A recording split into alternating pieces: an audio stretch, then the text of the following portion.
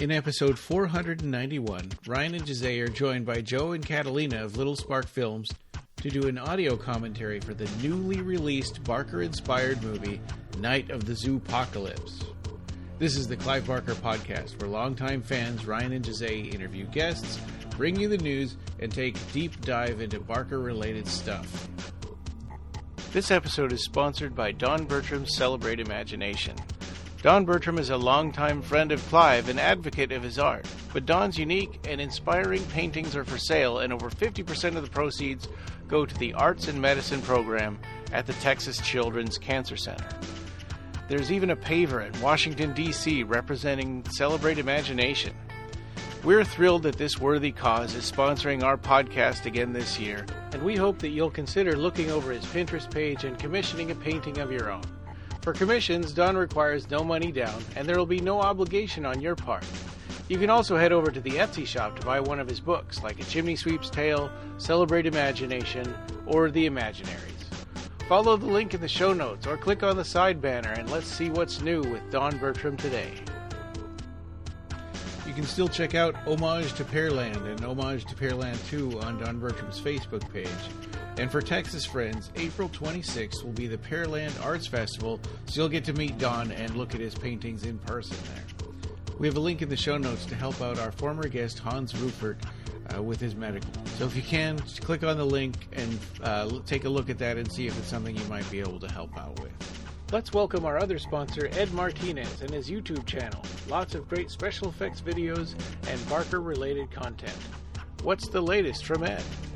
Ed's most recent video is from Mad Model Party in 1996, where sculptor Yasushi Nirasawa was showing off his models. And at that particular event, Ed Martinez got to introduce Nirasawa to Clive Barker, so that's pretty cool. You should check that out. Of course, the best way to support this podcast is through our Patreon at patreon.com/BarkerCast589.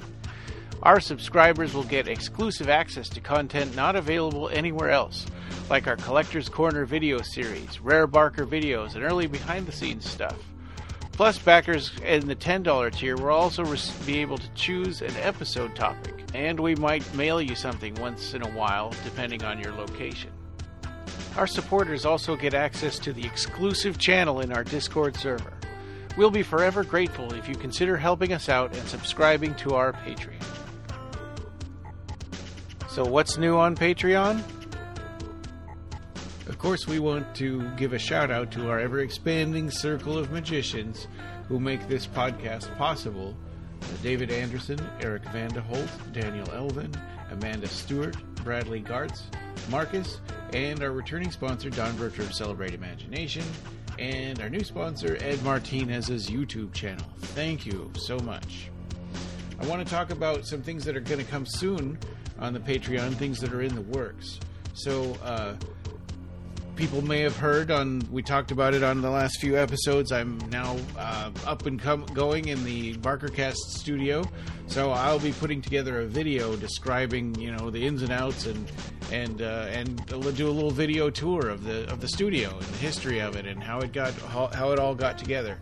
So that'll be a Patreon exclusive, and then also Don Bertram sent us over a recent chat that he did, a long-form chat with Hans Rueffert, talking about the Luna 7 days and the Clive Barker Gallery and prints and stuff. So that's not to be missed. So, those are both really good reasons, I think, especially the Luna 7 chat. But those are good reasons to become Patreon supporters. So we really appreciate that and hope that you'll give it a consideration. If you've been a long-time listener of ours, we're on our 14th year now, believe it or not. So anyway, all that being said, let's get right into the episode. All right, well, welcome. This is episode 491 of the Clive Barker Podcast, and we're finally getting to do a commentary of Night of the Zoopocalypse. And yes, for people that don't know or wondering, how is this related to Clive Barker, he came up with an idea for a movie called Zombies. They kind of took off with it. We even found something in our archives of an old script from 2016 of the movie. It's not written by Clive Barker. It's just an early draft of the same. I thought it was going to be, something Clive Barker's treatment, but it turned out to be a 9-year-old draft of the movie. Yeah, it's a little bit different, and we'll get into the differences when we're watching the movie. But that's right. I looked it up, and back in 2014, looks like Phil and Sarah talked to Clive Barker, and they put out a 31st revelatory interview in 2015 talking about the idea that he had with Zombies story, where he tried to develop a graphic novel with Ben Mears at the time. And then I think it was the script you're talking about was when James Key and Steve Hoban, the producer of the movie, they developed a whole script for a full feature film. And that's what we found from October 2016. Yeah, and that script has been redone a few times, I think, since then. So what we have now is even a little bit different from that script. And that script is different from the idea that Clive Barker and Ben Mears had. Sure, yeah. This got turned into a kid's film. The zombie animals are gonna be a little pared down in this movie, but we'll get into that when the movie starts. So, and today we also have some special guests with us. We have Little Spark Films, Joe Manco and Catalina Querida. How are you guys doing today? Hello, how you doing? Hey. Am I coming in loud and clear? Yeah, absolutely. Yeah, our dog might have a cry fit from time to time. Sorry about that. Sorry, there's a dog here too. That's fine. The dog can watch the movie too. It's a movie with animals, so that's perfectly all right. So it should be okay. Oh, I think she's already scared. Yeah. So for people that want to follow along, you can rent or buy the movie on Amazon Prime or on Apple TV Plus. It's the same price on either one. We're using Fandango. Oh, really? Yeah. I didn't even know it was on there. That's cool. We're renting it off Fandango. How much did it cost to rent on Fandango? After tax and stuff, it's like $7 and some change. Yeah, okay. Yeah, so it's probably $6.99 then. Amazon Prime and Apple TV was $6.99 to rent and $14.99 to buy. I bought it just because I didn't know if it was ever going to come out on disc. I hope it does, but I don't know. This is kind of walking the line between being an obscure movie and and mainstream. It feels like it was somewhere in between. It did make it into theaters.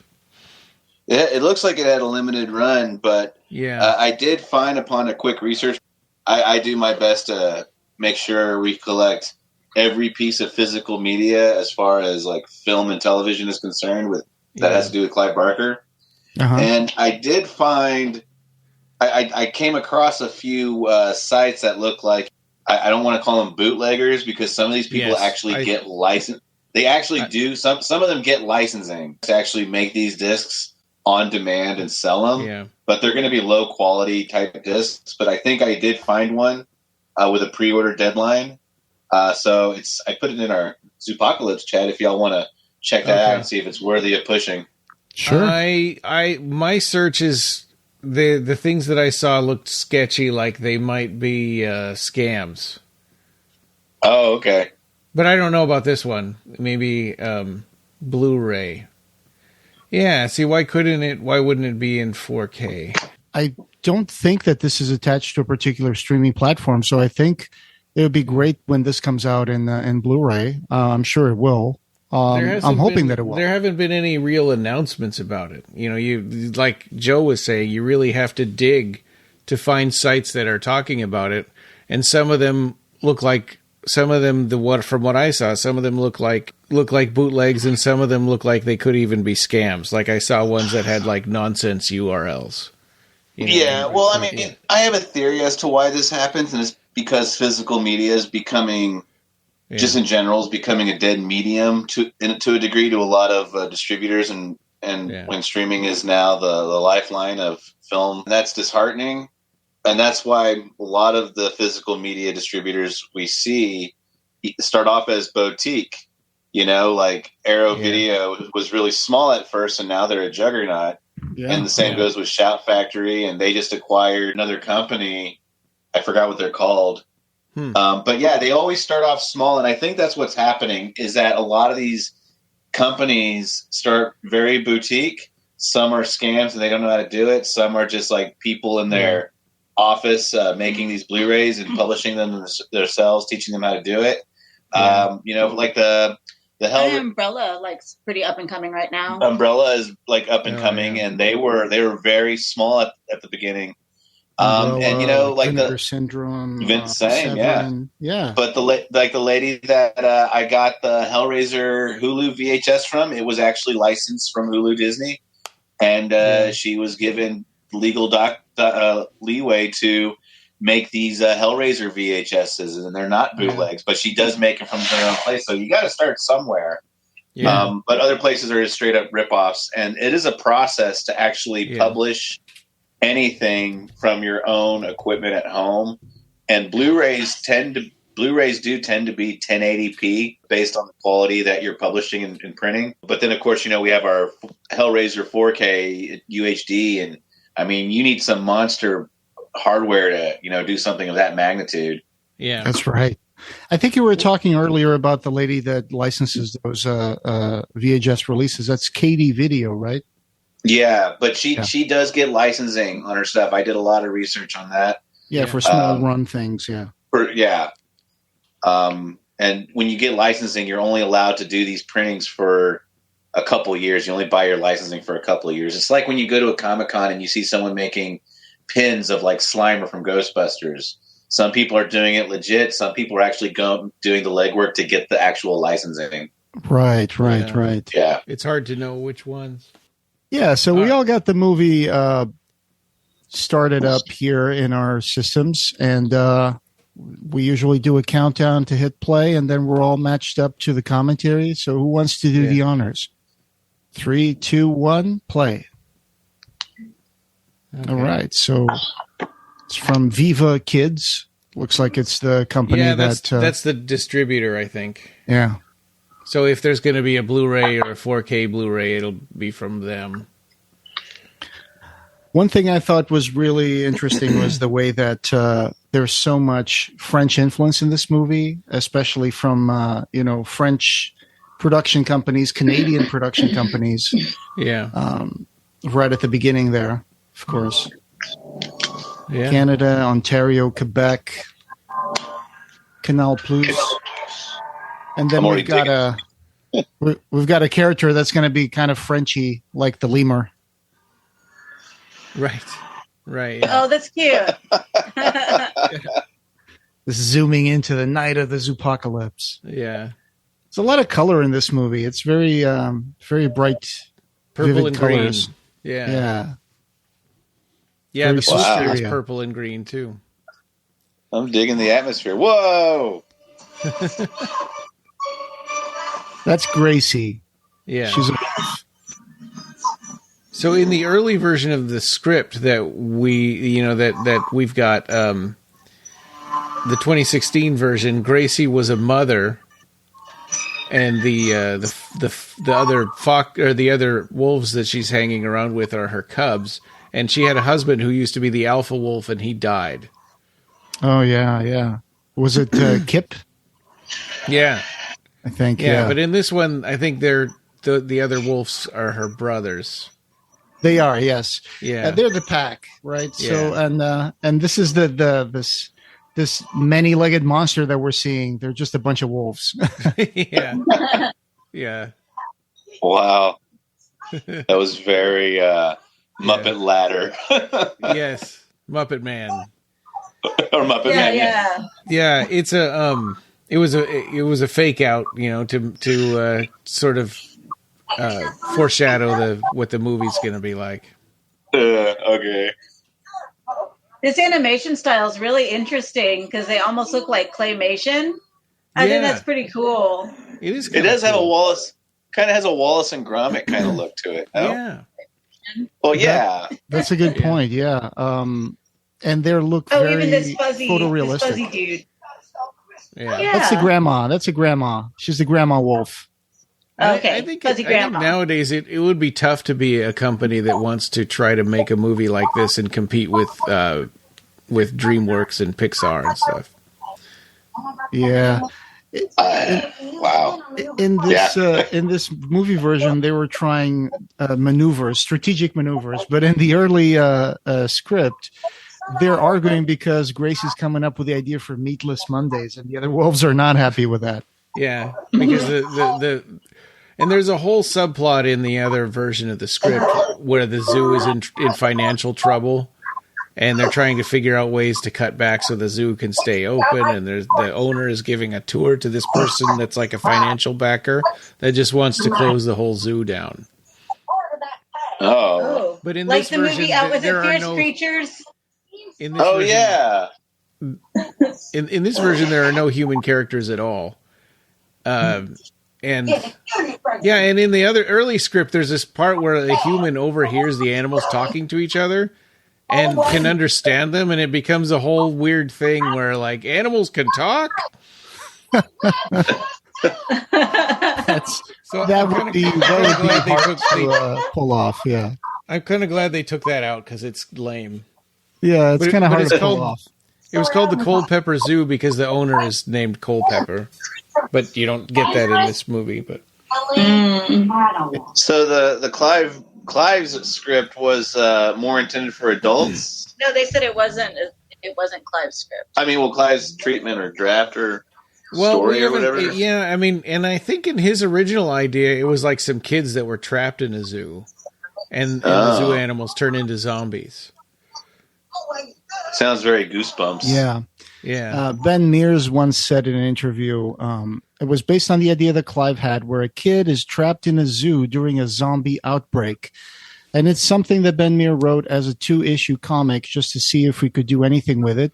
And we ended up sending it to this company. And they went, hey, we're very, very interested in it. This is something we want to do. And it would be their first venture into children's movies. It's pretty cool. They looked at this one and they went, this is the one we want to go with. Yeah. And and it took 10 years before it became this movie. That's right. Wow. Shows you how long these things have to gestate sometimes. Yeah. That's really cool, though, that someone cared about it so much to keep it alive. Because 10 years is a long time, and so many things die during that process. Yeah. Well, yeah, and just recently we heard again that The Thief of Always is going to get made into a movie. This is like the 5th time. Mm-hmm. Yeah, I think I saw that somewhere. Yeah. Wasn't there another one that Pelican was supposed to direct, or we saw that he was? Yeah, The Thief of Always. Yeah. Oh, see, Oliver Parker was going. Oliver Parker. Yeah.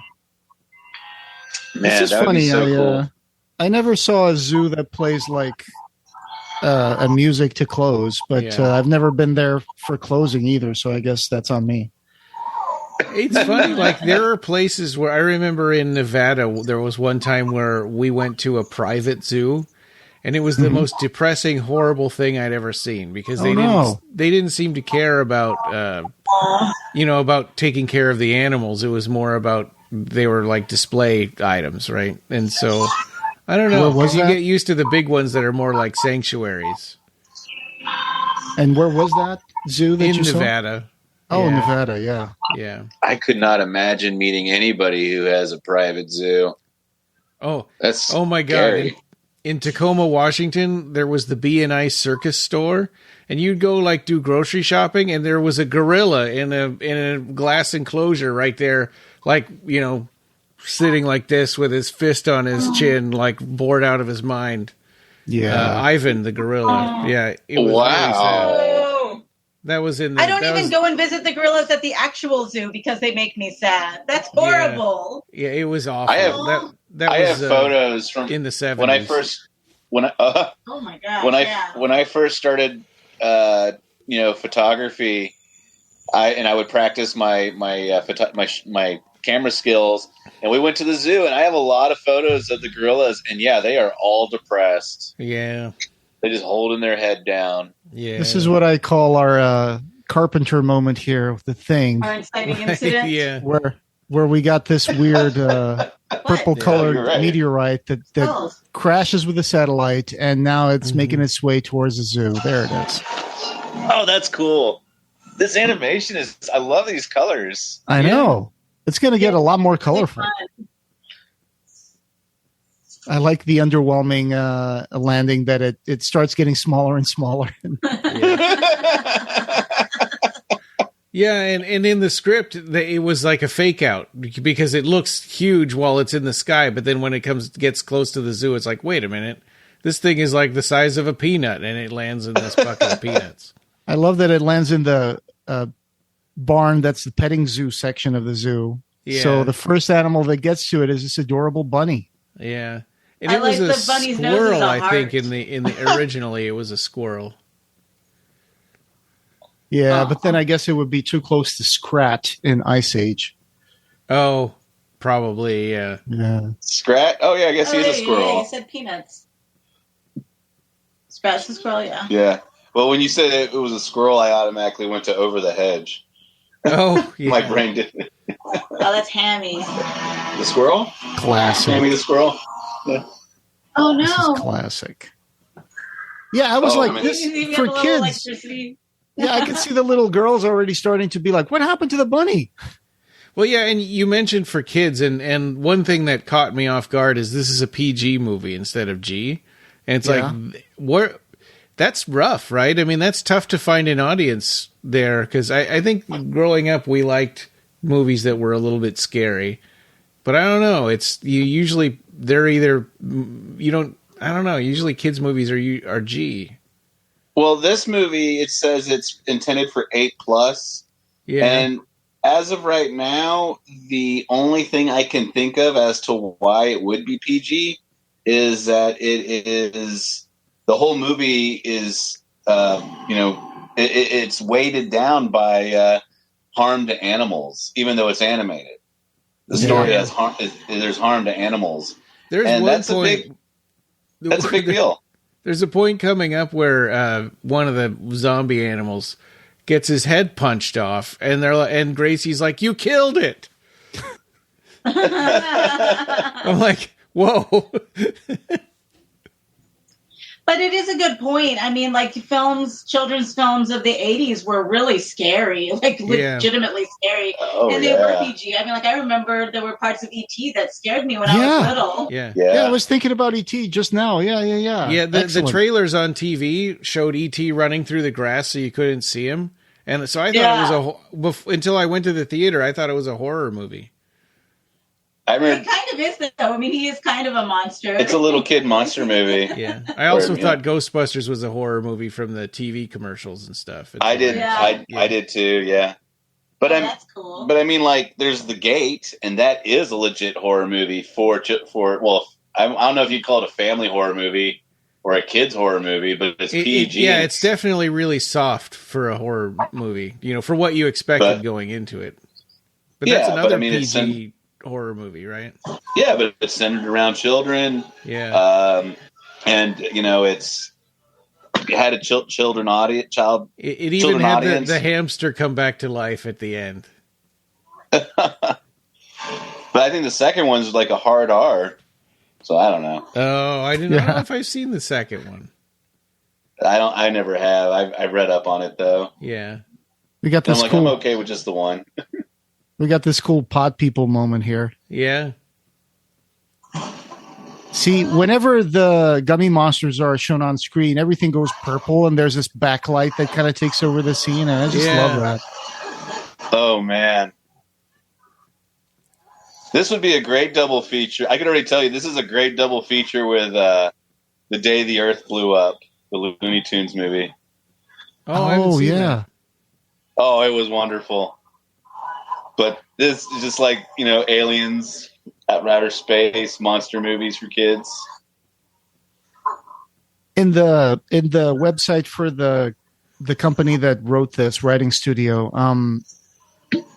they said that the idea of zombie animals, they had to soften it up a little bit because they couldn't become undead. You can't have a family film where dead creatures stay dead. Yeah, and that's irreversible. That's pretty rough.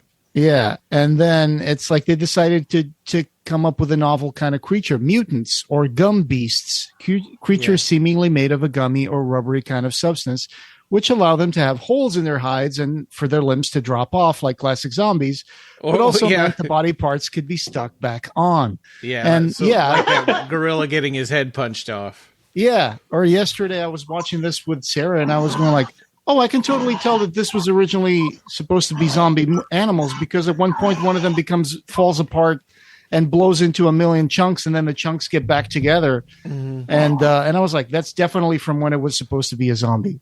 Yeah. And this is Dan. He'll become the other main character. It's a mountain lion. Yeah, and David Harbour does his voice. I mean, yeah, the fact that they got David Harbour to be part of this movie is wild. Because he's the big name in it, right? Yeah, right. Now he's in Thunderbolts. But I wonder how long ago it was that they recorded, their parts for this. Oh, I don't know. I mean, I imagine that you record the audio. I've never done animation, so I imagine you record the audio before the dialogue and stuff before you do the animation. Yeah, I'm just wondering how long this movie has been just kind of in the can, ready to put out. Man, well, this is brand spanking new, so that kind of information's like it's going to take a while for that to come out. Well, a lot of places when you search for this movie online, a lot of places say that it's a 2024 movie, but it's not. I mean, at least in America, it came out in March of this year. Well, when you see it as a 2024 movie, that means it was probably on the film festival circuit, and it was released in film festivals in 2024. So, but it also it still could have been shelved. You could have been. We don't know, right? Yeah. Well, yeah, because like Toxic Avenger says that it's 2023, and that's finally coming out this year. Wow. And that movie had already been finished for like 2 years before it hit festivals in 23. Yeah. I went on Instagram to try to look up stuff under the hashtag for Night of the Zoopocalypse, and I found some original concept art that depicted animals as actual zombies, like bones protruding from their flesh and stuff, and holes in their bodies, and then I found one of the designers. I'll try to put that in the show notes as well. Yeah. Oh, designer for this movie? Yeah, a guy called Age Tabasi. And he had posted a design for the elephant, the zombie elephant. He would have holes in his bones coming out of his body and stuff like that before they decided to go with a gum. Oh, my God. Yeah. Sorry, I'm listening. Yeah. Oh, sorry. No, I'm listening to you. I didn't mean to interrupt. No, this lemur is funny. This lemur is one of the funniest characters. Yeah, he's very tropey. He pretends to be sick so that they'll put him in the infirmary, and then at night he can secretly watch movies on the TV. Yeah. He loves cinema. He loves cinema. He's going to be talking about movie tropes throughout the whole movie just before the animals do the trope thing, which is That's so cute. Yeah. Well, it's fun, though, because it is a kid's movie. So, they're introducing them to the idea and then showing the example. Yeah. They're showing we're in a midnight late midnight film, and now it's a third act. It's like he threw the he's announcing what act they're in and stuff. It's pretty funny. That's awesome. Yeah. What was it that River was laughing at in the Looney Tunes movie? Oh, I don't even know that whole movie. Yeah. No, they said one of the characters in the Looney Tunes movie did something that was very tropey, I guess, and they literally said, they set you up for it, and then immediately it happens, and River just thought that was like the funniest thing ever. I think they were like held a sign that said obvious foreshadowing. Yeah. And like 10 seconds later. Yeah. And so now that she's at the age where she's familiar with these ideas, she thought it was hilarious. Reminds me of the new Candyman movie, right, where she starts to look down the stairs into the basement, and she goes, "Oh, hell no." And turns around and walks away. In the laundry, so this is the part where we they tell us the gist that basically from watching movies that lemur has learned how to pick locks and stuff like that. It's funny. There's the key to the zoo, the card key right there. That's the thing, the MacGuffin that they're going to be trying to get to escape the zoo. And in the first script, there was a clown selling peanuts out of a cart that got turned into a zombie, and I think they got the key card from him. I can't remember, or they got it from, or there was also Mr. Culpepper and that lady that was, the finance director. So you don't know what draft of the script you read? No, I mean I know it was from 2016. Yeah, okay, October 2016. Pretty far back, yeah. Yeah, it was part of kind of an information dump that we got from early on. That's so interesting. But you said that had a lot of the humans and the human element in it. Yeah. I guess they decided to cut the humans because making it more complicated when it's a kid's movie is not really the best way to go. Yeah. Yeah, I think the zoo being in trouble plot is not really necessary to this story. Yeah. I mean, this is more about the animals trying to, overcoming the mutants and stuff like that. So I think the thing about the zoo being in economic turmoil, that's probably not as necessary to the story. Well, and the ending of that script, like they rescued the zoo because they knew that the animals could talk, and so they taught them. They talked them into reenacting the plot of this movie, for people to come and watch. So they would dress up like mutants and stuff. Oh yeah, this is going to be a creepy part. I was watching this last night. I'm like, this is way too creepy. Wow, it is kind of with all the gunk. Yeah. It's like the bunny has turned into a mutant. Oh, that's cute. I want one. I don't know if you got subtitles on, but it says "little critters snoring." It doesn't even say what they are, but they're supposed to be owlets. I guess I should turn that on. Munch. And he spits out a zombie one, and guess what? Oh, he's so cute too. The top of his head flies off.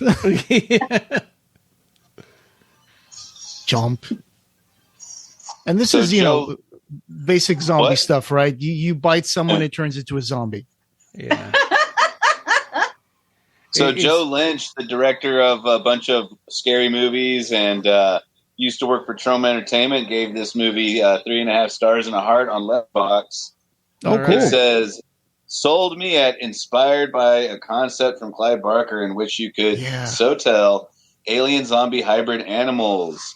Yeah. So bright and colorful and just insane. Yeah. Well, as insane as it can get since it is a PG rating, but still worth a watch. Perfect for horror beginners. Yeah. I think we need more animated horror films, actually, especially fun ones like this. I'm going to put this in my. I'm going to put this movie already in one of my Letterboxd lists. All right. Yeah, I think it would be tough to pull off a family animated horror movie. Yeah. Well, I mean, Looney, I think Day the Earth Blew Up, I feel like falls in that category. Well, yeah, when we were watching that movie, Joe said that it felt like he was like, I want to go home and watch an Ed Wood movie now. Yeah, I immediately, I was like, after this, I am inspired to go watch Plan 9 from Outer Space. Yeah. Like, that is the vibes I got, and it was really fun. And I know Plan 9 is considered a really bad movie, but I've always genuinely liked it and thought it was a pretty decent film. Aww. So I'm going to put this under gateway horror. Yeah. And spooky family movies. Yeah. Yeah, where the little critters are going to overpower the big gorilla. Yeah. So this what are they called? The monkey with the big nose, I forget. The monkey with the big nose is Felix. Yeah, but I forget what kind of monkey that is. Proboscis? Yeah, isn't it the guy that has the big round nose? The hibiscus monkey, I think. Yeah, he plays a bigger role in the script that we got, the 2016 script. Like he gets some kind of weird hybrid version of the mutation where he's still conscious and thinking, and he can control all the other mutants. Oh, that's pretty cool. And he's angry at the world because everybody makes fun of his big nose, and so he wants to get them all out of the zoo so that they can take over the world and show them. He keeps bragging about how big his brain is. Yeah. Guess. And there's still some of that in here. I mean, he is a jerk. Like he just stepped over his friend to escape. Yeah. He totally betrays him. Yeah. I like how he runs. I know. He runs like waving his arms like this, like he's Kermit the Frog or something. Yeah. So it's I love how the behaviors of the animals, even though they're speaking and they're anthropomorphized, but they still have like their, monkey things doing, the gestures and stuff. Nice work on the fuzzy texture there too on the computer model. Oh, wow! I didn't even notice that. Yeah, that level of detail. Yeah, it almost looks like fleece. That's some work right there, y'all. I also like the atmosphere and the light, like the glow. Yeah. Aww. The capybara is called Frida. Yeah. And I don't know if you said that, but the lemur is called Javier or Xavier. Oh, yeah. I put a list of names down at the bottom. I did the best I could of the notes. The ostrich name is Ash, I believe. Oh, okay. I love it.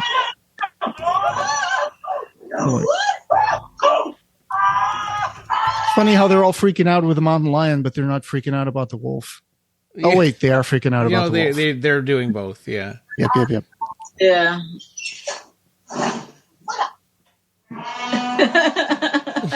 Wow. So the lemur, I guess, has like no sense of danger. Yeah. Kind of just does their own thing. Yeah. He hurts himself just so he can get in the infirmary. Yeah. I love the ostrich. She's just full on panic attack. Yeah. Well, and that jerk monkey is offering up the capybara as a sacrifice. Dude, this guy is just inhaling oxygen and won't stop. Or nitrous or whatever it is. Yeah, like he is having getting the time high. of his life. Yeah. That's what he wants to do, get high and watch movies. Yeah. Yeah. He knows what it's all about. I need this on Blu-ray. Yeah. Watering hole rules. I like how he explains this. Yeah. In that script, they the humans explained that to everybody else. They said, "Don't worry, they won't eat us because it's the watering hole rule."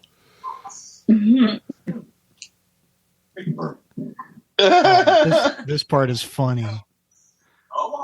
The way this is shot and the jiggle and all that, it's like very suggestive. Yeah. A thick, juicy bird. I didn't want to use the word thick, but we all know that's what we were thinking. Better animals, listen up. As a multi-hole creature here, I don't think so. It's a confession to make here, but I've tried ostrich once. Didn't like it. Have we had ostrich? I have no idea what we were fed the other day. Oh, I think I have had ostrich before. We went to our sound guy's house the other day.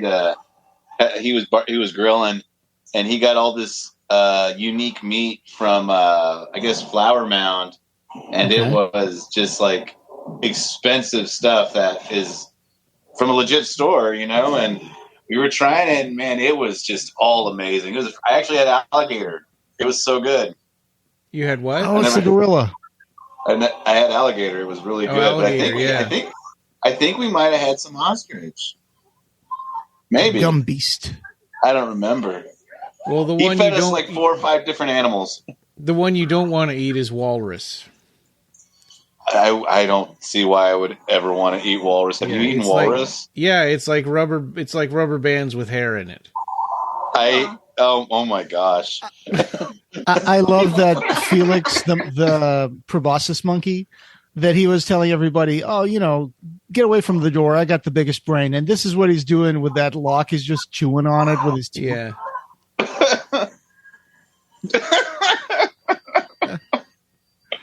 What?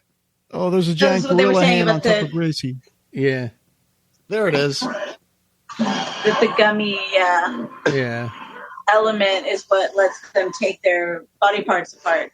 Yeah. And also the gummy element gets rid of the blood because the blood sometimes is a problem. Yeah, absolutely. As far as like the MPA is concerned. Right.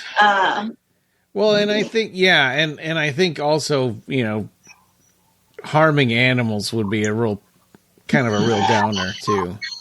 Yeah. Oh. Is he narcoleptic? What happened? He got shot with a tranquilizer dart. Oh, I missed that. Yeah, he when he grabbed that thing, he knocked over the tranquilizer gun that was leaning by the wall, and it fell down and hit him in the butt. I love that this monkey keeps getting ostracized by everybody. Yeah. I love this movie already so much. I've already added it to my 2020 best of 2025 list. All right. Yeah. This is cool. Did you see the way that gorilla leg was moving? Like a slinky? It was so good. Oh, man. Okay, the wolf is going to save the mountain lion here. Yep, that's the way they get attached. What is all that stuff on his chin? Is that supposed to be a beard? That's weird. His fur is becoming gelatinous. Yeah, he's becoming gelatinous and flabby. Gross. Yeah, in some ways, it's the art style might be a contributing factor to that too. It's better than Madagascar, I think. Yeah, I like it. And like Catalina said, it almost looks like a sort of claymation because it's so photorealistic. Yeah. It's cool though because it is very unique. No one else is doing this type of style. Yeah. And hopefully more people will check this out because people are always complaining about new and unique stories and then they don't actually go and look for them. That's true. I find a lot of times people don't like watching animated films and their main complaint is because of the style of animation. Or here's an example that's not a film that became a film, Bob's Burgers. A lot of people say they don't want to watch Bob's Burgers because they don't like the animation style. And that was when it first started. That's when it first started. It's got this whole huge audience now. And I've never seen it. To me, I always thought it looks boring. It looks amazing. It looks it's funny, that. What is that Beavis and Butthead spin-off one? King of the Hill. Daria? King of the Hill? You think King of the Hill is boring? Oh yeah. Man. It's people standing around doing nothing. And Bob's Burgers to me seems like people. I love King of the Hill. People making burgers or something. It's Texas anime. It's it's more about, and same thing with King of the Hill. It's more about the little ins and outs of a family and a community. Bob's Burgers is more about the family. King of the Hill is more about the community. Yeah. So the clips you see is mostly people standing around. Yeah. But what's actually happening inside the story is about, interpersonal conflict and how to then, differing. But then it's not a thing that needed to be animated. It could have been done just as easily live action. I don't think it would have. I don't know. It could have been. I don't know, but at least for Bob's Burgers, a lot of the people they don't look like what they look like in the show.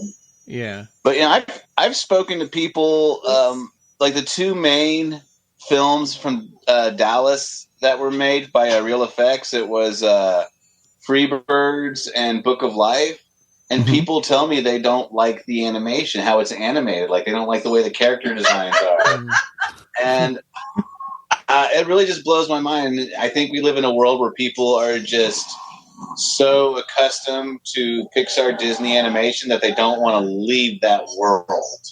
This looks great. It does, right? That crazy antelope licking a vent. Well, yeah, and you can't. That was really cool. I would say that if you're not a Pixar or a DreamWorks, that you have to have a unique art style, or else if it just looks generic, nobody's going to want to watch it. Like what was that movie Polar Express with Tom Hanks that all the characters look like boring and dead-eyed and stuff?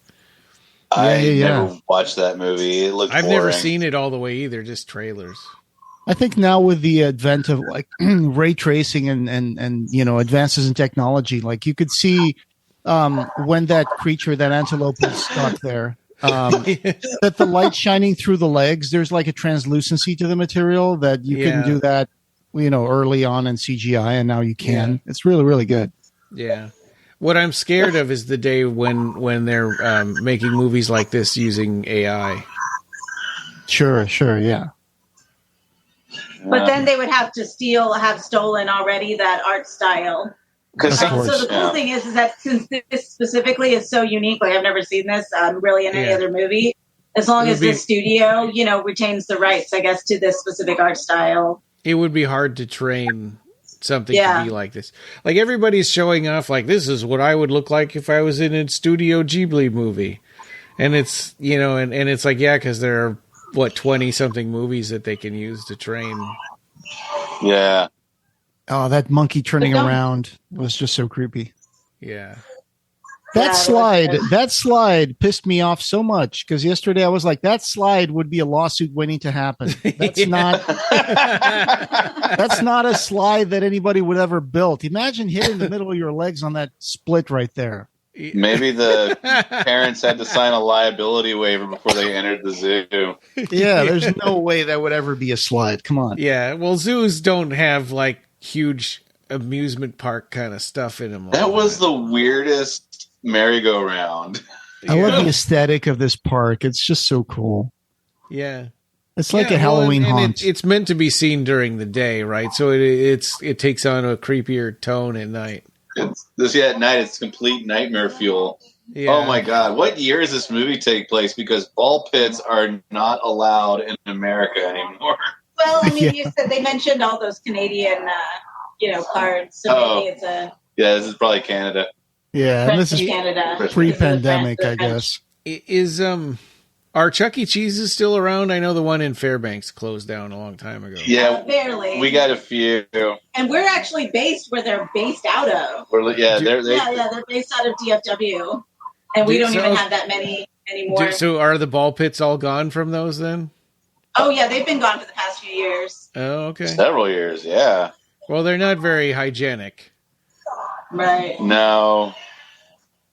There's always dirty diapers in there too. Oh God! No. Oh, that's awful.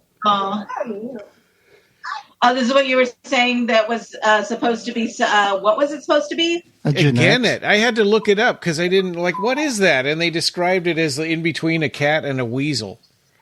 Oh, looks like a baby hippopotamus. Yeah, so they changed it. That's what Jose was saying. They changed it because of the popularity of Mudang. Probably. I think that was a fad. It's probably already come and gone, right? Or nobody's really talking about Mudang anymore. Yeah. Or Fiona from the Columbus Zoo, which was another hippopotamus cub that was famous for a while. It was Fiona. Now Fiona's big, so they grow pretty quickly. Yeah, but in the oh my gosh, it's so cute, right?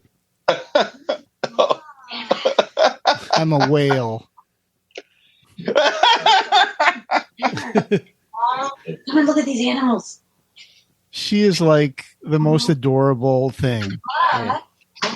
I like how Gracie convinces him to bring the poot along by saying that he's a snack that we could bring with us. Yeah, she's trying to like, sell him that idea. Yeah. Rolling it. Go with strangers. Great idea. Yeah. I love it. So our heroes have been split into two groups. Now we're looking at the other group. Yeah.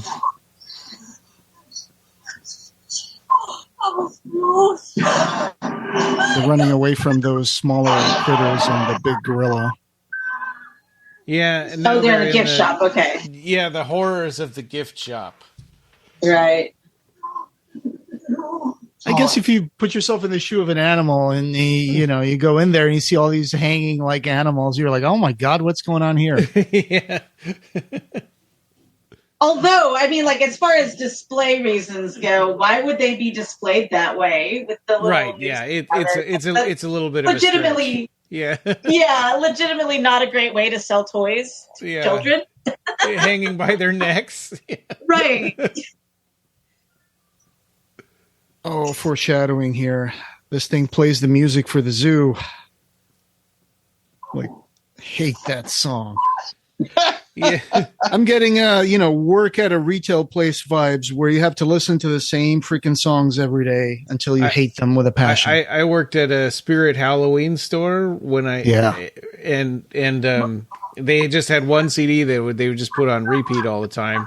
And it had a song by Elvira, and it had like DJ Jazzy Jeff and the Fresh Prince and the Nightmare on My Street. Oh my God. I already hate it. At my bar, we listen to the same 15 songs in a row. It drives me up the walls. Oh, and it had, who is that knocking at my door? Go away, don't come round here no more.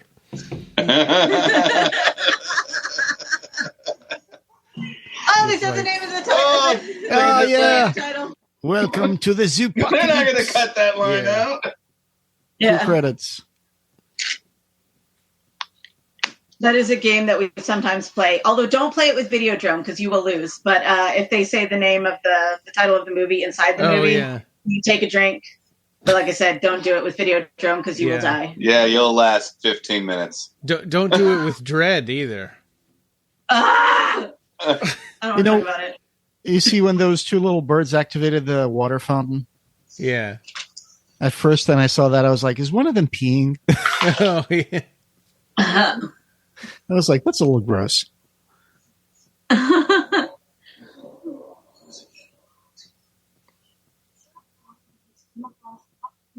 So this is the foreshadowing here where she keeps talking about finding the pack, right? So yeah, they're looking for her pack.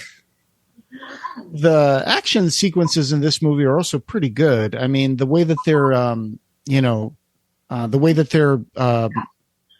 planned out.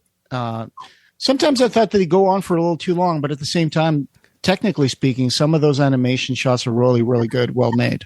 It also made that script tough to read because it was hard. I had a hard time picturing it all in my head as I was reading that first draft. Oh yeah. Draft of the script.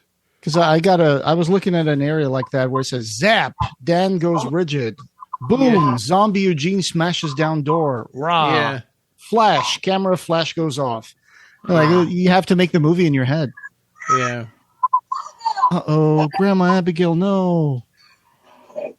Oh, here's that part from the trailer coming up. Oh my God. And you're like, oh no, she's a zombie now. Yeah.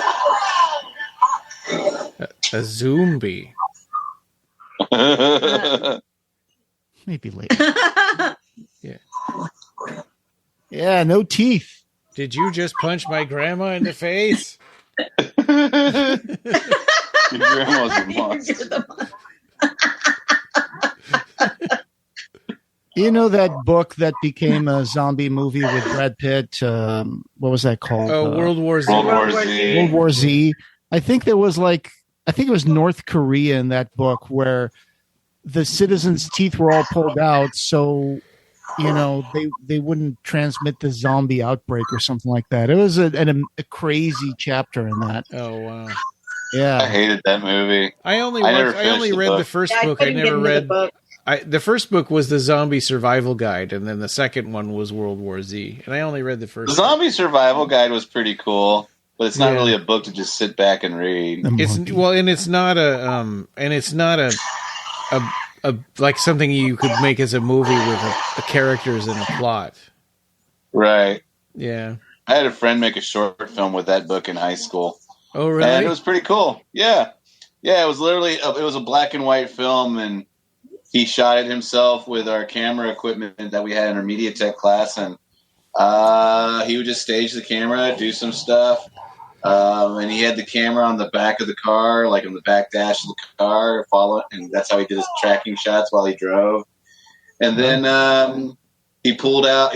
There was a shot of him opening the trunk. He had some equipment in there, like some weapons. He pulled everything out, closed the trunks, tossed the zombie survival guide onto the trunk. That was the shot.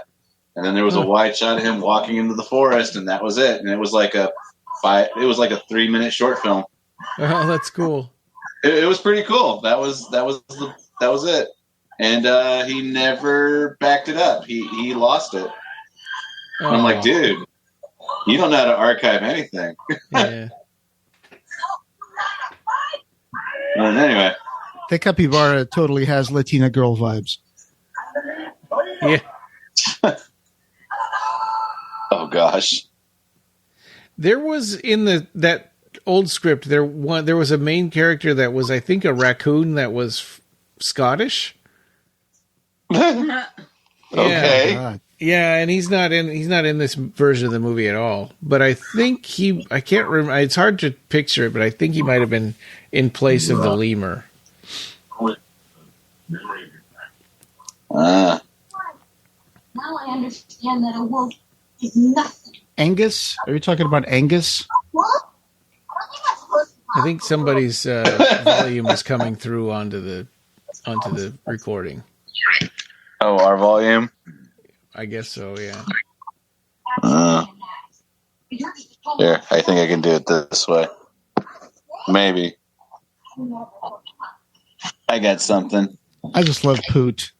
Yeah.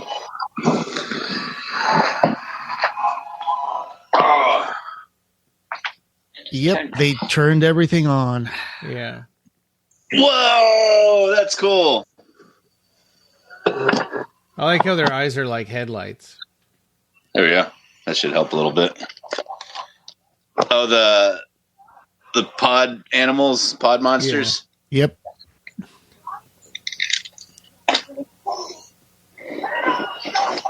Oh, man. I think the Scottish animal you were talking about, Ryan, I think that was Angus, right? Yeah, Angus, yeah.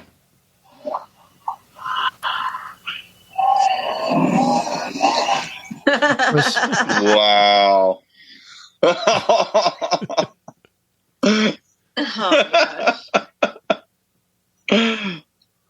And Felix is just like sitting there eating popcorn. Is not even helping.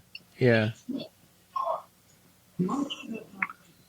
I do like, though, that this whole, the group of survivors and then accidentally being split into two groups, except one of the groups has something that the other group needs. Yeah. That is still traditional, like, zombie, Yeah.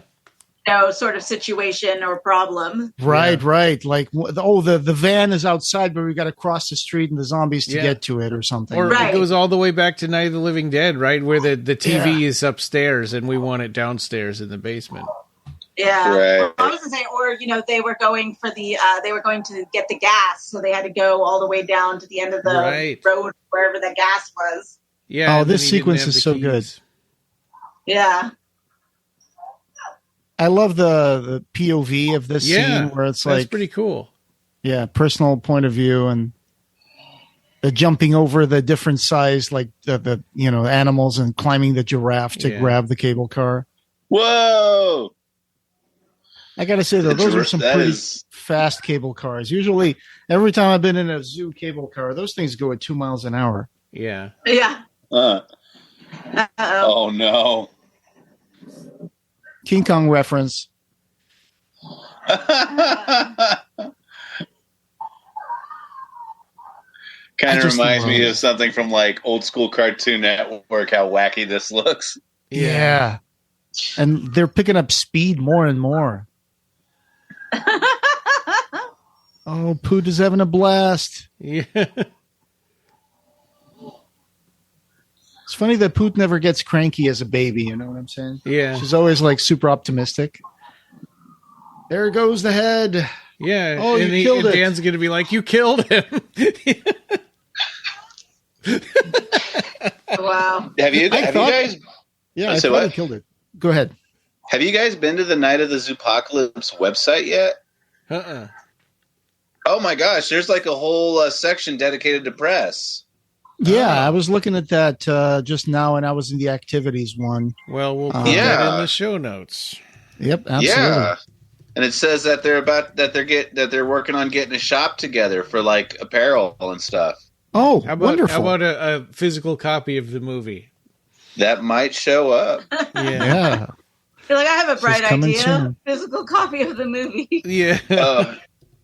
But yeah, I'm more concerned with like what film festivals did this go to? I don't know. And I'm more concerned with the whole plush situation. What they got going on there.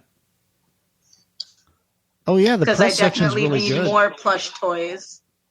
Yeah, right. I know. It's funny how his joints look like little sockets for a toy. You know where you. Yeah.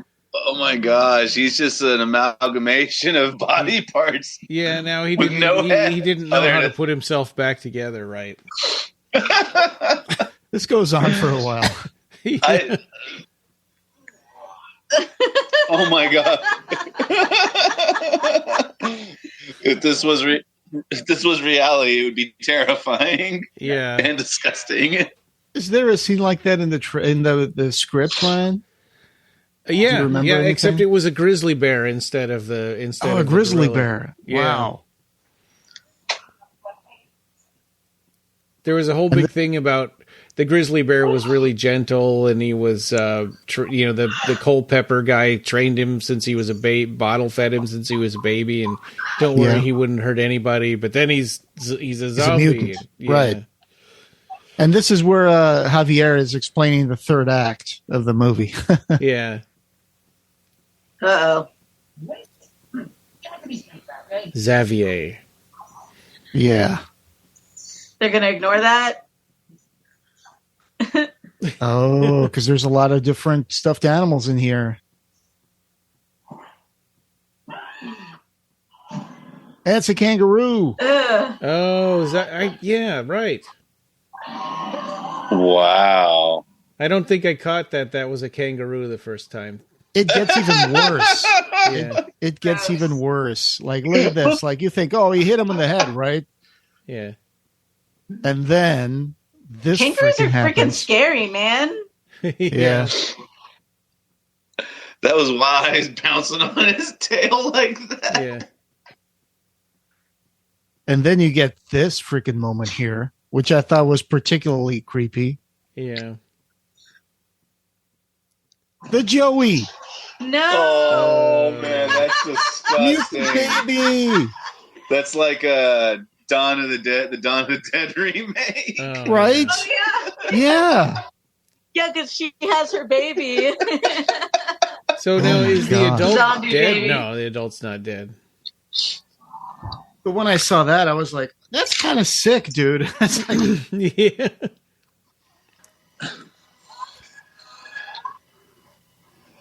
uh-oh. There goes the key card. Yeah. Felix is creepy as heck. Yeah. Well, he's, I guess, the one who would, hide his bite. Right? If yeah, he got exactly. bitten, Yeah. he'd be the one hiding his bite. No, nothing happened. Yeah. He just keeps on. They change so fast in this movie. They change like in a couple seconds. The gorilla just fell on top of a giraffe, so now we're going to have a bigger monster. Yeah. It's very Thing-like near the end. It's really, really very creepy and Thing-like. But, we grew up like watching movies that probably wouldn't show to our kids. Like, yeah, I don't know. Like, I watched Hellraiser when I was like maybe, I was a teenager. So, yeah. I think I was in junior high when I first watched Hellraiser. Yeah. And yeah. I'll never forget that Sarah told me she watched Scanners when she was 4. Oh. And she remembers God. the scene of the blowing head. Oh, see that thing. That thing, I was like, last night I was thinking to myself, even I'm a little scared of this thing. I saw Raiders of the Lost Ark in the theater when I was like 6. Oh, this is straight from The Thing. I know, right? Oh my God! And Poot's still introducing himself or herself, themselves. Alien second mouth. Yeah. Oh man. Yeah, this is kind of a lot for a kids movie. It's kind of a it's up P-rated. Manticore. It's rated PG, so yeah. I can see why it's PG now. Yeah. And I could see how an adult version of this would be out of this world. Yeah. And very expensive. Literally. Yeah. I don't know about you guys, but I mean, when I saw this the first time, I don't know if you guys are thinking about this now, but I kept thinking the whole time, how are they going to solve this? Because there's going to be something that comes up that cures everybody. And I kept wondering, like, what is it going to be? And we'll find out here in a minute. And it changed between the different drafts of the script and stuff. Boot. Wow. Those claws went insane. Yeah, Dan is pretty scary here. Yeah. Now Dan's been zombified. And this is almost like one of those Evil Dead moments where Evil Ash is fighting off fighting off Evil Ash. Right. Right. It even has the luminous eyes and everything. Yeah. You don't see TVs with static anymore. Yeah. Well, yeah, in the 90s, static on VCRs changed into a blue screen. Yeah. Yeah. I mean, I can still get static if I try hard. Oh yeah, with bunny TV. ears, yeah, you can still get static in certain TVs. We have a tube TV in our room; it gets static. Yeah, sometimes we just put it on for like a background. Yeah, I have a tube TV now. In the studio. I've been watching Laserdiscs like every night. I just watched Ernest Goes to Jail last night on Laserdisc. Oh, that's cool. How'd it play? It was great, actually. The disc itself was all scratched up and the jacket was all beat up, but the disc played fine. Oh, nice. Is it something that you can give them a wash or some sort of treatment if they're like skipping? They're like CDs, except giant and heavy. Okay, so you could technically wash them without any issue, right? Yeah, but I don't think that would solve the skip. Yeah, yeah. But you can't sand it down because there's no hardware that can actually sand down a laser disc. Right. A laser disc, right? A CD, sure. I mean, there used to be like video stores that would do that with DVDs that were scratched, right? It's like a device that spins the disc and kind of exactly erodes a small area of the surface to make it smooth again. Right. Yeah. And laser discs, I think, work like records, except the needle is a laser. So here it is. So in this version of the movie, the final version, it turns out that water and soap can wash the alien mutant off of you. Well, that's what they think right now, but it turns out that's not correct. Yeah. When I saw this, I was like, okay. I mean, sure. Yeah. I mean, they never tried it, so how would they know? Right. It's not like you really get an opportunity to calm a zombie down and, scrub them up with soap and water. Yeah. Yeah, they're not at the part of the zombie apocalypse where they can capture the zombie and experiment on them. Let's use a scientific method. Let's try this out. Gracie comes up with a good plan here. Yeah. In the 2016 script, what it was electricity. So they found an electric eel named Elon, and they were turned him into a spear, and they were hitting people with it. Oh, my God. That's awesome. That's also a good way of calling Elon a bottom feeder. Yeah, well, in 2016, nobody was thinking of Elon Musk that way, I think. Nope, I called him a Batman villain, and my parents got mad at me. Oh, really? Yeah, like when he first showed up like hardcore in the public eye. Yeah. I mean, it was bad. We kind of saw it coming. Yeah. But it was very, very quiet. Anyway, you don't have to put that in the show notes. Right.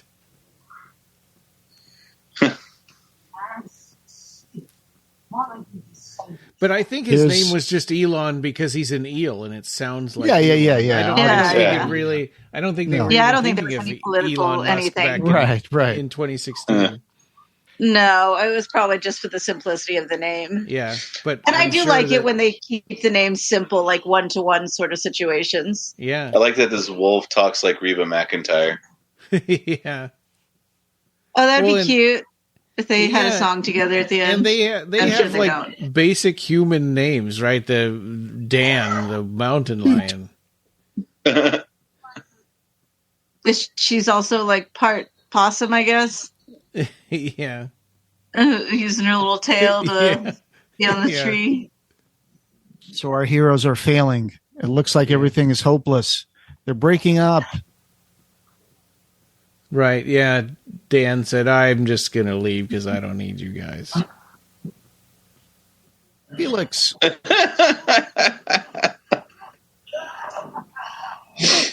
Wow.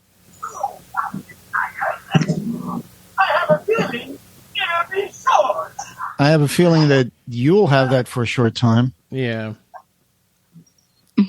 There you go. But the model work, the texture work in this is just so beautiful. Like, yeah, it really is. I want to see this in 4K. Yeah. Because Prime is not giving 4K. Oh, I love the tree frogs. The tree frogs are amazing. The mutant tree frogs. Look at these guys. Prime's not doing it in 4K? Well, I don't know. That's a good question. I mean, our streaming resolution is just out of this world right now. There's no pixelation, no lag. You know, sometimes I'm worried if, it's other than what's offered on the streaming platform, maybe it's our internet speed. That I question that sometime. But this is just perfect and beautiful. I feel like I am watching a Blu-ray. Yeah, I might be watching this in 2K. I don't know. I want a plushie of those tree frogs that glows in the dark. That's what I want. I love how later on the tree frogs will get used like grappling hooks. I know. I thought that was such a clever moment. Yeah. Yeah, the whole gummy element, and then especially right now, just now with the tree frogs, it reminds me of, remember the little sticky hands that you would get from I don't know. Yeah, exactly. And you're always like sticking them on the car window and stuff. And your parents would tell you. And you had to wash them with soap and water to make them sticky again. Yeah, to make them tacky. Yeah. Yeah, because they would pick up all the fuzz and lint and stuff. Soap and water took care of that. I would just throw them away. Oh yeah, no, they did. Yeah. And there were things that you would throw at the window, and they would sort of ooze their way or roll down the window because because I think they made little sticky men where they would flip over and then flip over and then flip over. Yep. Hands and the feet were sticky or something like that. But I remember that. Anyway, that kind of reminds me of the sticky hands. Yeah. But the little hands, the thing was you could wash them and reuse them, but then the rubber would start eventually splitting and cracking, and then it would fall apart at some point. Yeah. Doesn't last forever. This was a long time ago. I don't know if you guys would remember Stretch Armstrong. Yeah, I remember Stretch Armstrong. Yeah. And I never a green man that was like the bad guy of Stretch Armstrong. That was the same kind of gooey material.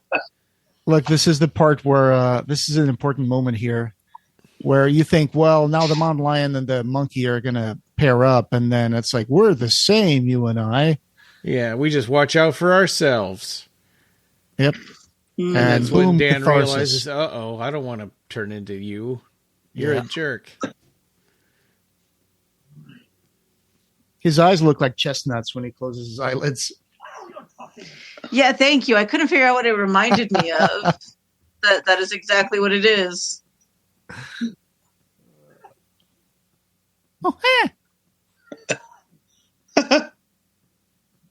The monkey is just ridiculous. In the old version of the script, there was a part where they talked about the bigger his nose is, it implies that he has a bigger brain, and that's why he always talks about how he's smarter than everybody else. Yeah. And I was thinking, that analogy, I've heard it in a different form, comparing the nose size to... Right.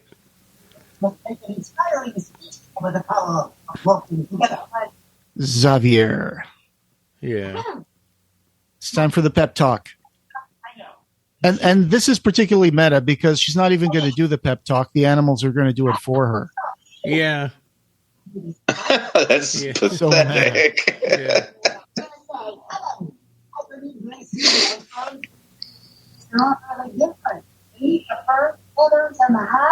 this. That's right. You're like Cut one big happy pack. exactly. Oh yeah, your guys are your sound is coming through again. Ours is? Yeah. Oh. Or somebody's. I don't know. I'm just hearing mine in my earphones, but I like the part where the Xavier was talking about how popcorn is an important element of film. Yeah. Yeah. Well, yeah. Everyone likes the movie theater popcorn. But man, yeah, tonight we're gonna watch Ballad of Songbirds and Snakes, and when I get off work, I'm gonna bring a big bag of popcorn. Oh yeah. All right. Well, I'm glad you're not watching the coconut Minecraft oil, movie. and that was really good. River, really? Yeah. River went and saw Minecraft yesterday with her friend, and we got them pizza and popcorn and sodas, and when her friend's parents came to pick up the kid, they were all excited to see leftover popcorn, and so yeah, popcorn is very, very important to watching movies. Have you guys seen there was a whole American campaign course. Against coconut oil on popcorn, and it turned out to be like backed by butter and stuff, and sure, but saying that it gives you cholesterol and can make you have a heart attack. So does butter. Yeah, but anyway, yeah. I mean, they use popping oil now. Yeah. I was bringing up the Minecraft movie because of that crazy trend that's going on. That people are throwing their popcorn and their soda in the air during the chicken jockey scene. There's like a moment where Jack Black is fighting. Like jockey. Rocky Horror Picture Show. I've been reading about that too. I thought that this was going to be. Whoa! I thought the Minecraft movie was going to be just a dumb thing like Pixels or I have no. Yeah, everybody thought that's what was going to happen, but it's like blowing up. Huh? Except in our theaters. Or the new Jumanji movie that nobody cares about. Look, he doesn't know how to use a swipe. Yeah. Yeah, but he was so smart. I know. Oh, and there's even the directions on there. Yeah. I know. It's hilarious. He's the smartest guy there is. Just ask him. Oh my God. Oh wow. I have to say it again. I love the color of this film. And I want to play this as a computer game. It does feel like it should be a computer game. That would be amazing. Yeah.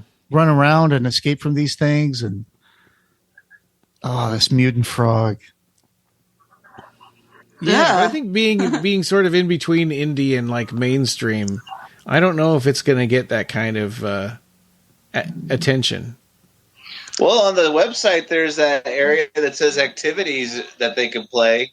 So maybe they've already gotten the ball rolling on like some early concept, like freemium gaming. Yeah. Maybe. I hope so. Yeah. That'd be the way to go nowadays. Yeah. I mean, you just got to build this IP and try to get any kind of ancillary products you can. Yeah. Try to sell, you got to sell the soundtrack. You got to sell the, get people on your website, making downloads on your IP, and just whatever you can to get the name out there and make it enjoyable on so many different levels for people to consume. And I hope this movie goes further than what it has, which is right now nowhere. It's made it to streaming, and this is an insane amount of work. It was in theaters too, but not a lot. It wasn't in my state at all. Well. Yeah, I think that it might have been only in like one movie theater in the DFW Metroplex. And the DFW Metroplex is huge, it's one of the biggest metropolitan areas in the United States, like period. So the fact that we didn't even get very many screenings is telling. Well, it went to theaters March 7th, and now today it is March 12th April. So it probably was in theaters for a week or two. And I speculate think it was a good 3 weeks because Jose kept talking about, I can see it next week. Yeah, it was close to 3 weeks or something. Yeah. Yeah. That's pretty good. Well, I speculate the only reason that it went and did a theatrical run at all wasn't really to generate revenue because there was no marketing campaign for this. No, there wasn't. I speculate the reason that it went to theaters for a short time word of mouth campaign. A word of mouth campaign, but also to become a contender for awards. Oh yeah, yeah, because you cannot become a contender for specific awards without having a theatrical run. And and I know I enjoyed this one a lot. I enjoyed it more than Madagascar and stuff like that. This movie is really fun in terms that incorporates a bit of that horror into the story, and I just love the animation. But yeah, go ahead. Yeah. Oh no, but I mean, like for this company, this company is very small and they're very good at what they do, obviously. Yeah. And so they're trying to build a name for themselves, and the best way to get financial backing is to have a list of awards under their belt because, that is important to a lot of people. Now they're executing their soap and water plan. Yes. Wow. Yeah. In that old script, it was a rhinoceros instead of an elephant. But right. Okay. I've been wondering where the water was this whole time. Now I see what's happening. Okay. The big deposit tank. Yeah. So in that script, they knocked this over and then they threw the electric eel in, or they turned the power on, right, for the zoo. And there were like loose wires and stuff, and it electrified all of the guys at once. Ooh, look at that. Oof. Oh, and they even hinted at that in this version of the movie, right? Because there was a radio playing next to the soap and water, like you're expecting it was going to fall in the bath with him. Oh, sure, yeah. Yeah. But also, I think that maybe it's one of those things that you can't really be showing the interactions between electricity and water to children. Yeah. Yeah. And I think that's probably why they changed it to soap and water at the last minute. Yeah. I think that makes a lot of sense. But it is kind of ridiculous because we had that in the Addams Family movie. Yeah. But I mean, so much time has passed. Well, yeah, people don't, they're not even familiar with that kind of stuff anymore. It was like Sesame Street, right, where Big Bird was always trying to convince everybody that the Snuffleupagus existed, and none of the parents would listen to him. And they're like, "Wait a minute, we can't teach kids that if you try to tell somebody something that they're not going to believe you. That's awful. That's a terrible message." And so they had like a big reveal where the Snuffleupagus did exist. Right. That was actually really, really important, though. Yeah. I like that the pod creature, the first one, is the last one to fall in. Yeah. Yeah. And the way he was using those frogs to use them as like climbing tools, right? Yeah, that was pretty with cool. Their long tongues. So yeah, here we think, oh well, she saved the day, and I was like, wait, there's still like half an hour of the movie left to go. Yeah. The movie's not over. No. Yeah. Oh no. I have not been paying attention to the runtime. I have been having a good time watching this. This is like when you're at a concert and they haven't played their most famous song yet, but they're pretending to get off. Oh the stage. No!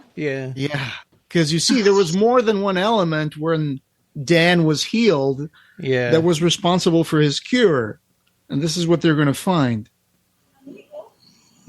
Oh my gosh! And this is definitely another The Thing kind of moment. Oh, gross. Look at the tentacles. Oh, my God. And Sareth said that he couldn't be with us today. He was going to join us. But he said he had said that this was In the Hills, the Cities. It was like an homage to that. Oh, I can see that. Nice. Yeah. Yeah. Because all the animals have merged together into one giant monster. Yeah.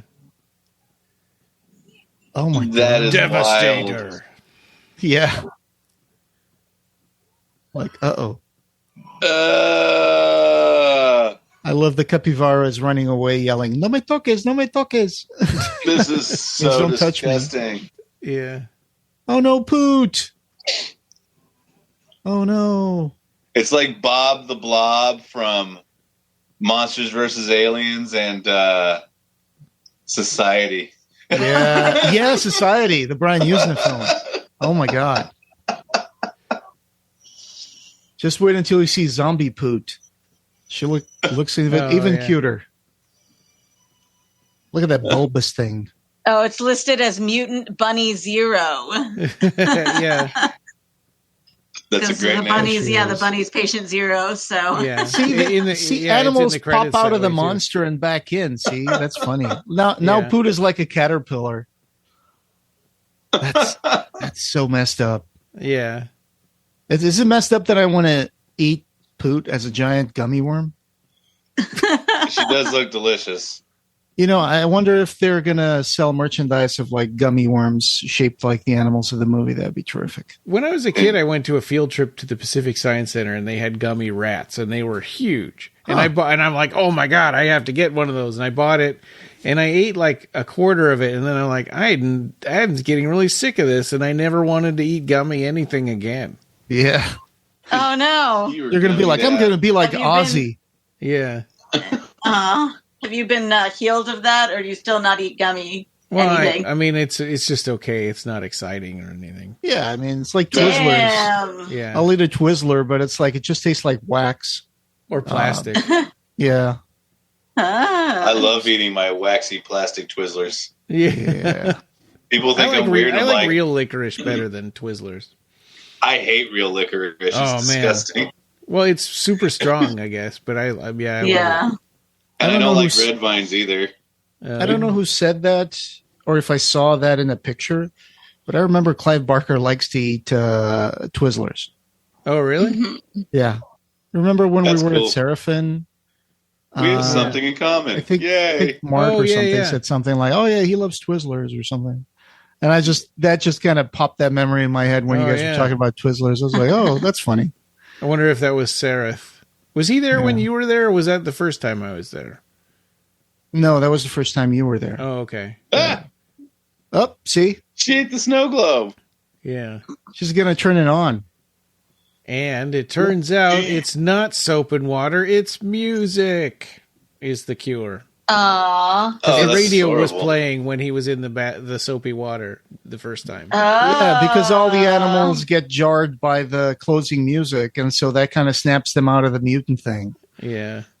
And apparently trigger a morphobiological process where they turn from gummies back into normal flesh in seconds. See, she's putting the two things together. Yeah. Yeah, I like how Dan's eyes are at half mast. He's like, oh, yeah, that makes a lot of sense. Skeptical. It's kind of what the audience is doing too. It's like, yeah, well, we needed a way to stop all this, and I don't know, music. I guess. Well, I mean, you always say, the music waves themselves is what's activating or deactivating the. This is like a Mars Attacks moment. Of the. Yes, thank you. There we go. We'll go the Hawaiian music that makes their head explode. Yeah. It's the music that saves the day. That's the Slim Whitman. or in that Star Trek movie where they play the Beastie Boys and it's so terrible that it kills all the aliens. Oh no, Poot. That giant monster with a tiny bunny head at the top. It's just ridiculous. Again, I love the aesthetic of those cartoon animals and the clock. That's so Poot's retro. like, don't worry, I got this. Yeah.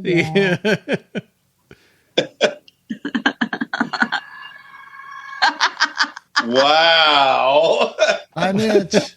You think it's playing tag? Yeah. It's just adorable. So yeah, the plan is to set the clock that plays the music when it's closing time, so the whole zoo will start playing that music, and then Popolak the giant is going to fall back into a bunch of animals. Yeah, right. And I guess this jerk is all zombified now. Yep. Felix the monkey. Oh, man. I love how Poot is just laughing in the face of death. Man, could you imagine the action figures of this movie? Oh, yeah. They would be all so cool. Modular, like you could take the arms off of one and put them onto another one. mildly transparent with these cool colors. Yeah. You could have the normal animal and the zombified gummy animal. Yeah. Yeah. I mean, these would be so great. Yeah. I like how the song that they play in the zoo is just basically telling everybody to get out because we're closing. Yeah. Yep. Oh my gosh. Cool. They don't have a welcome song. They only have a get out of our zoo song. Yep.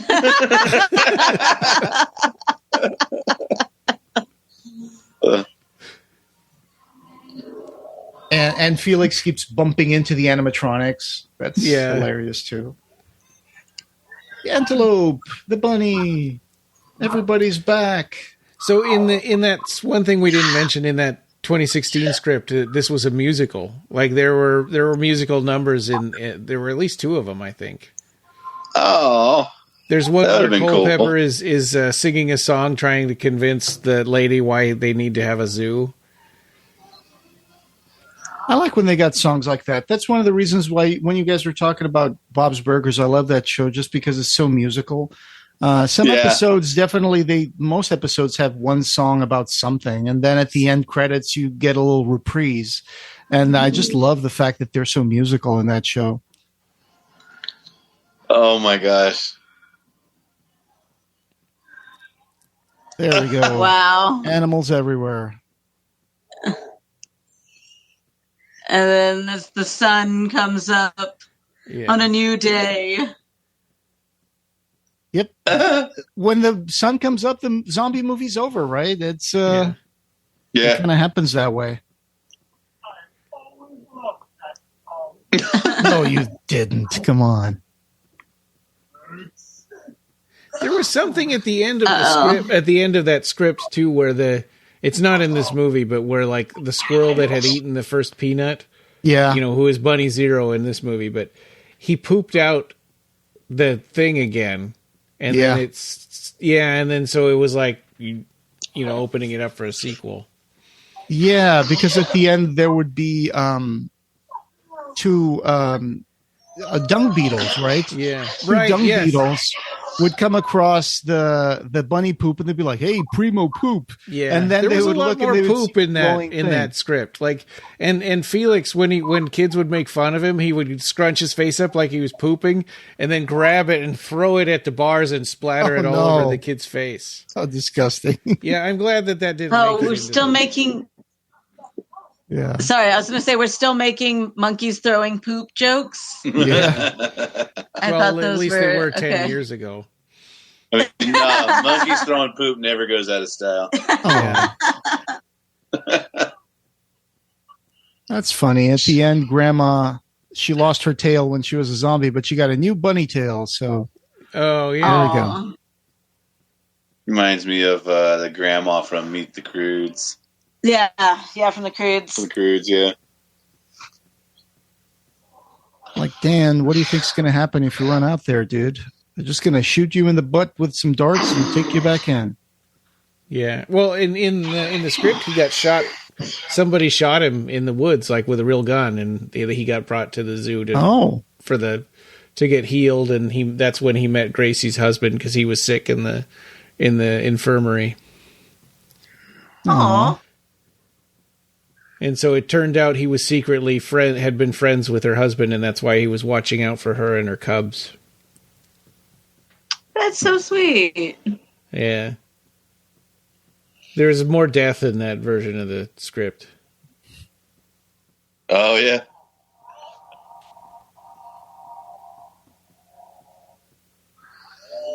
Oh, man.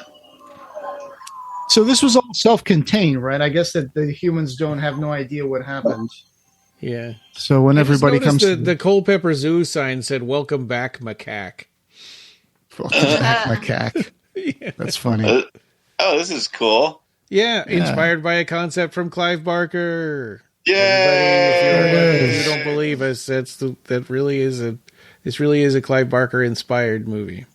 So this is the one and only children's film television program that has Clive's name on it. Yeah, pretty much. Yeah. Right on the money. Not for lack of trying, right? But yes. I mean, this is also if you don't count like the Lord of the Rings documentary that, executive producer. I wonder if he actually paid or his vanity. That's a good point. I don't know the history behind that. Maybe it was just an investment opportunity. Yeah. But, I mean, there's other avenues for an executive producer that isn't just shelling out money. Yeah. Sure. But, I was saying, like, if you don't count, like, the Lord of the Rings documentary that Clive shows up in, which I still imagine, like, no kid is going to want to watch that for entertainment unless you're crazy like us.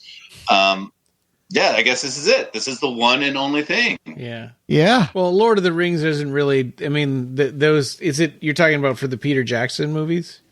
Well, yeah, because he just shows up and talks in it. That's something he's attached to, but even being attached to it, those aren't really kids' showing up movies either. There's a lot of decapitations in That's Lord true. of the Rings. But this is the only thing. Read those when I was a kid.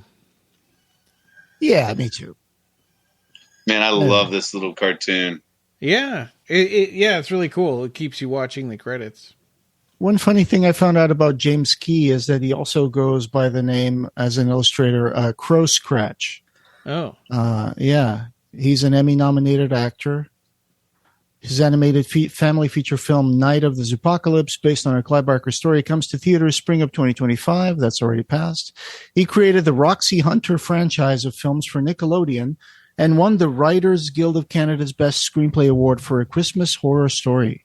As an actor, he's starred on CBC's Material World, Global's Black Fly, voiced the lead character for John Callahan's Quads, was Billy Cohen in Resident Evil 0, plus guest starred on numerous television series, both live action and animated. There we go. Interesting. A man of many trades. Yeah. Nice. So there's the House of Cool production. And I believe that. Okay, they seem to be the ones that were in charge. Your story, art department, which is not as big as one would expect. Holy smokes. Yeah. And hey, since we got Little Spark Films here, if we wanted to, at least I could, because I'm watching this on Prime Video, I could just go into a double sequence with The Torture on Prime Video by Little Spark Films. Yeah. Oh, yeah. We have to all say Taylor. that for the metadata. Absolutely. in the algorithm. Yep. The Torture is now streaming on, what did you say? Prime Video? Amazon Prime. Yeah. It's your movie. And is it on Troma Now? It's on Troma Now, Prime, Plex, Tubi, Cineverse. All your movies on Troma Now? All our pretty much all our IP is, even the stuff that hasn't been released yet, they have acquired licensing to release it, like the Black Room Cupcake and Circus Sisters. But they just haven't released it yet. I think they forgot. Is that where Vice Mares is going to be? No. I don't know. I sent in for acquisitions, but I filled out the paperwork, but I never got anything back. And Film Hub has been weird on Vice Mares, and because Amazon dropped the licensing, and I don't know what's up with Tubi. So I have taken the movie and I've done more work on it. And I'm going to be contacting some other places for acquisitions, or at least to sell license of the film. Because maybe I don't want to just straight up sell the movie. Maybe I want to license it out and be my own distributor. Oh. So, okay. I mean, I'm in a position to do what I want. And I'm teaching, I'm learning all this other stuff. And it's all about, getting it done, getting it out there. But it's also about keeping our intellectual property intact and making sure that we hold control and we can continue generating revenue to keep the lights on, instead of just doing a one-off sell and then it being stricken from, just wiping your hands clean or something. It's about maintaining integrity and control of what we've created. So, and I've learned. I've been, basically putting myself through film school on the business side of things without any help whatsoever, and I'm sitting here going, dang, I should hang out with Clive and be like, hey, bro, let me show you where you messed up. Because, man, I would love to work with Clive on something. Yeah, that'd be terrific if you guys could ever collaborate on something together, or even be able to option something from Clive Barker and give it life on using your vision, because your vision is really pretty cool. I really love The Torture, and I'm looking forward to that Vice Mayor's movie. Oh, yeah, it does say 2024 in the credits, too. Yeah. Well, that's the copyright. I mean, we'll find out where the LLC is. Original music by Dan Levy. Nice! Because we were just saying they are Canadian. Yeah. Oh, yeah. From the same Dan Levy that would produce or be part of shows like Transformers and stuff like that? I don't know. Oh, I was imagining Eugene Levy's son from Schitt's Creek. Oh, that guy. Okay. They're Canadian. Yeah, they're like, pretty heavy hitters in the Canadian film scene. Good point. International sales. And he is an artist. He just likes doing things. Absolutely. Yeah, good point. Good catch there. One last thing about Clive and how he came up with the idea was from that interview. He said, talking about this movie, he said, well, I think the tone of it is something like Paranorman, that kind of dark but funny thing. Yeah. And that was a cute movie. What's weird is I pitched the thing as I was falling asleep. I was off and I'd completely forgotten about it, but Mark remembered it all. He taped it all and it was there. And so that's where we pretty much are right now. This is when he was talking about how he came up with the idea for Zombies. Yeah. Well, he was half asleep and didn't really care. That's cool. Here we are, just finished watching this movie. A lot of French support on this one. A decade the later. Tax shelter of the federal government of Belgium and the tax shelter investors. Wow, that's a lot of stuff. Yeah, it's a lot of work that SAG goes into after all that, though, too. Yeah. I was just saying, union job. The So, characters copyright is in 24. I did not see LLC information. We hope to see you again real soon. Oh, that was from the song. So maybe just it just works differently elsewhere. I'm not certain, because the LLC is how you keep your taxes and liability separate from the actual production company. So like the I movie, should start. you have I an guess LLC for the movie. Yeah, you have to make an LLC for the movie. I should add all this into our new Tuesday tips. All right. The stuff I've been learning is that people hoard information for free. But yeah, you make the LLC to maintain all your contracts, your accounting, and your liability. That way your production company doesn't get in trouble. It's the production of the company. And then you do when everybody, the investors are all paid back, you do a title transfer to the production company to own all the rights. And then you can close the LLC down. And then the production company handles the licensing out to other places. But yeah, this is stuff I didn't know when we made The Torture. Yeah. Or when we did it. So, yeah. And you don't normally get this kind of information by asking people who have experience or the education to get it done. That's the end of the credits. Yay, I loved it. That was super cute. I could see the idea being smoothed out in something like this to be a little more palatable, of course, instead of being undead creatures having the gummy stuff. But I think it still had some pretty seriously creepy moments, but it was adorably cute. And I'm looking forward to buying this on disc and possibly some glow in the dark plushies if they come up with that stuff. Yeah. Or modular action figures. Modular. Yeah. That's right. That'd be cool. I'm going to letterbox this now. All right. All right. Night of the Zoopocalypse. I've already added it to several lists. Yeah, they definitely have. I hope they have a fun time with their product. Well, it's their product launches, whatever they end up making, as far as toys, accessories, that kind of stuff goes. Because it's the design was so fun. It's interesting. I wonder we all heard about it because of it being related to Clive Barker. I mean, how much did the general public go to see this movie? I have no idea. Yeah. We'll have to look that up. Apparently on Fandango, what I rented was an HDX Dolby Digital Plus version. Okay. It has a 96% on Rotten Tomatoes with an 81% audience score. Oh. That's cool. Yeah. Yeah. I'm on Box Office Mojo right now, just out of curiosity.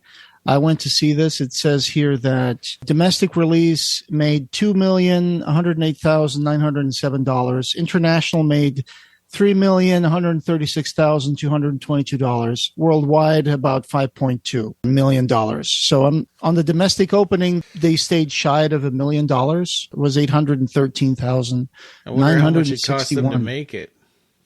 Well, yeah, good point. I don't see. Let me see if I can find out the budget for that, just out of curiosity. Coming soon, we're going to be talking about the Cilicium Quadra, we hope, with Barbie Wilde. We're trying to get that sorted. I Am Monsters with Nicholas Vince. We'd like to do that. And our episode 500 is coming up pretty soon, which we got to 500? I know. That's right. This is 491 right now. And then Jericho Squad will come back probably for our final episode or maybe final 2, depending on how long it takes. And what? We're wrapping up Jericho Squad? I think so. Depends on you guys, but yeah, I think so. And you hear that? 1 or 2 episodes left. And the book Club of Blood, the Hell's Event, will be our next story. We're off to defeat the heart of Apeximendios because the Jericho Squad's what he does. Oh, that's it. Yeah, you just messed up my song there. You messed up your own song. The heart of the Aboriginal. Yeah. That's right. Yeah. All right, that was Night of the Zoopocalypse, and so did you find the budget? I did. Yes, the budget for Night of the Zoopocalypse is about $12 million. So they got a little ways to go. Okay. Well, hopefully they'll make it back with streaming and merchandise and stuff. Yeah. I think our audio commentary is going to help the film skyrocket and acquire triple. Yeah. Actually, I mean, we do small numbers on TikTok, but I'm happy with how the numbers look on TikTok. I took a video of the screen before we started it and said, we're going to be checking it out with y'all. And a bunch of people saved it because there are a lot of people that are looking for fun, spooky family films. Yeah. Because there's so few, it's easy to run through them. Right. Thanks for joining us tonight. And I hope you guys enjoyed the movie. And what do we usually say? And this podcast, having no beginning, will have no end. Thank you for joining us, and we hope you have subscribed or followed our podcast. You can find the Clive Barker Podcast wherever you find audio. Show notes for this episode, as well as news and reviews, can be found at our website at www.clivebarkercast.com. The Clive Barker Podcast, or BarkerCast, is an independent editorial podcast and blog that's not affiliated with Clive Barker or Seraphim Inc. This is a labor of love by the fans for the fans. You can chat with us on our Facebook BarkerCast listeners group, our Facebook page, Reddit, Blue Sky, or our Discord server. Have you already bought our book? The BarkerCast Interviews Occupy Midian, available in Amazon hardcover, Kindle, and Apple Books. Join our Patreon and become a patron to get access to exclusive stuff, pick an episode topic, or maybe join in the discussion. You can also buy a t-shirt in our TeePublic store. Just go to teepublic.com/stores/BarkerCast. Leave a voicemail for us on the SpeakPipe link on our blog and we might put it in the episode. Opening and ending music generously provided by Ray Norrish. Thanks for listening.